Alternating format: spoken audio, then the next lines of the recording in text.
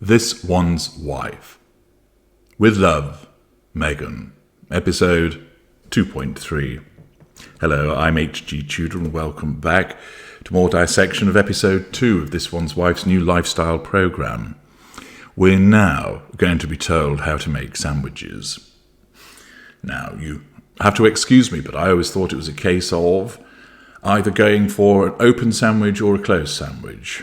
The former is grab a slice of bread of your choice, possibly add some kind of spread, then add some kind of meat or cheese or vegetable, whatever you decide, some kind of topping, and then you can eat it. And if you prefer a closed sandwich, like many people do, so that you're not having to get the spread or the topping on your fingers, you put another slice of bread on top and ta-da, there is your sandwich. Lots of different types of bread, lots of different shapes and sizes of bread, lots of different fillings that you can use. That's how you make a sandwich. But evidently I know nothing, for apparently This One's Wife, aided and abetted by Mindy Kaling, are going to school us all on the art of sandwiches, starting with the question from Mindy Kaling, who asks, what is it about putting sandwiches in tiers that makes them tastier?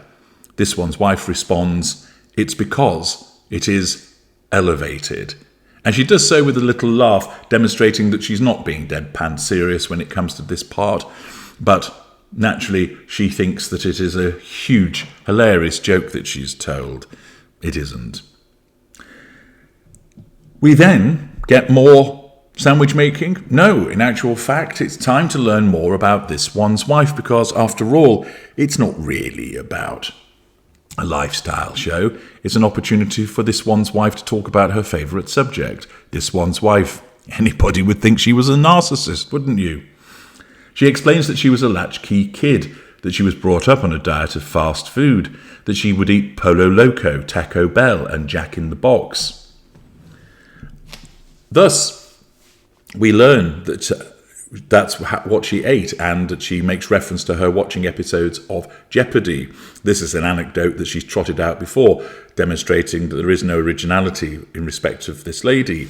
However, she seems to have omitted reference to the number of times that she said that she would often dine out, and that she would go for a Sizzler salad. But once again, when it comes to This One's Wife's recall of what actually went on in her childhood, she is the unreliable narrator in that regard. Thus, we learn more about the culinary habits of This One's Wife when she was a child. I don't know how interesting you would find all of this, but it's evidently to try and convey the idea that her childhood was perhaps less than ideal, therefore pity play, and that you should all marvel at the fact of, isn't it fantastic how you've learned to cook and be such a foodie, given the fact that all you ever ate was Polo Loco, Taco Bell and Jack in the Box, that your parents were such awful parents that they never actually cooked you a meal? Where did you learn all of this from, This One's Wife?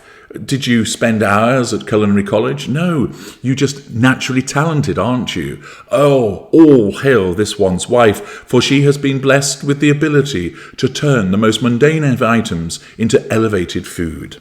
Yes, once again, it's all about how wonderful and amazing This One's Wife is. She then chastises Mindy Kaling. What's this? Bitch fight in the kitchen? Are they going to start clawing at one another? Will the mimosas be knocked over? Have they contributed to alcohol-fueled chicanery between the two of them? No. Instead, she explains, you keep saying Meghan Markle. You know I'm Sussex now. Oh, are you just dropping that in there to let Mindy Kaling know that you are titled? Because actually, your surname is Mountbatten Windsor. It isn't Sussex, which demonstrates, again, the idiocy of This One's Wife, and also the fact that she has been married nearly 7 years and she still doesn't understand what her surname is. Dear, oh dear, oh dear. The sandwiches consist of taking what I have to say looks like cardboard bread, putting peanut butter and jelly and some other concoction between them, putting another slice of dry cardboard looking like bread on the top, and then, and here's the ingenuity, cutting them into shapes, although the cutting doesn't look particularly finessed. But then comes the pièce de la résistance, It is taking Cookie Monster's armpit pubes and scattering them on top of the bread. For some strange reason, this one's wife determines that having little threads of blue things, which I suspect are edible flowers, she probably said as such, but I probably zoned out at that point, somehow is what children want to see. I should imagine rather than children go, "Ooh, what's that?" they'll go, "Ew, Cookie Monster's pubes are on top of my sandwich. I'm not eating that. Yuck." Anyway, the sandwiches are done, and this one's wife and Mindy look on, pleased at how brilliant their sandwich making skills apparently are. All of a sudden, we're outside because it's gift bag making time, and this one's wife has sat there and she's telling us that the gift bags that she's going to make for this particular children's party consists of mini gardening tools. And of course, her kids, get them mentioned again, have their own sets because they take gardening seriously. Yeah. A 3-year-old and a 5-year-old take gardening seriously. Of course they do. They're more likely to want to run around on the lawn than be thinking, "Oh God, do I have to be roped into one of your shitty videos again, Mum, where I have to ask permission to water the plants at midday?" Anybody knows that you don't water them at that time. Anyway, into the gift bags go the mini gardening tools, packet of seeds, and then she explains that there's sweet basil, or basil, as the Americans would say, and sugar snap peas. Naturally, this one's wife has to show off her handwriting again, so she makes some labels. There are some compostable pots that go in, and then there needs to be something sweet. At last, some Haribo's going to get thrown into the mix. Something sweet and sticky that kids love. No, it's a Manuka honey stick, whatever one of those is. I should imagine that if you were a child and you were presented with one of these, you'd be looking through thinking, "Where's my slice of birthday cake? Where's the sweets? Where's the candy? What the fuck's this shit?" Although, the child shouldn't be swearing, should they? Perhaps that's what the parent would be thinking as they look on. I have to say, if I received one of these gift bags as I was a child, I would have been so underwhelmed that I'd have been likely to go back in and steal one of the birthday host's presents for myself, saying, "You're not getting away with giving me that kind of nonsense." Anyway, those are the gift bags. They certainly look nice. The bags are colourful and there's a little bee attached to them. But the contents, I would suspect, aren't something that a child would actually want to receive, and once again demonstrate the fact that this one's wife doesn't really understand children in the slightest. But all of that's forgotten because we're back in the kitchen and Mindy Kaling has reappeared again. And this time, it's Crostini time. Yes. This one's wife ensures that we learn some more about her with an anecdote about the Hollywood schoolhouse science class that she attended, and that Mr. Ben was her science teacher. No, not that Mr. Ben of the beloved children's programme, and apparently he taught her how to compost. Fascinating. I must say at that juncture, several of my brain cells decided that they were going on strike. At long last, this one's wife actually asks a question of her guest. Somebody must have it in her ear. You need to ask her something. So she does. And she asks her, "What did you like to do as a kid?"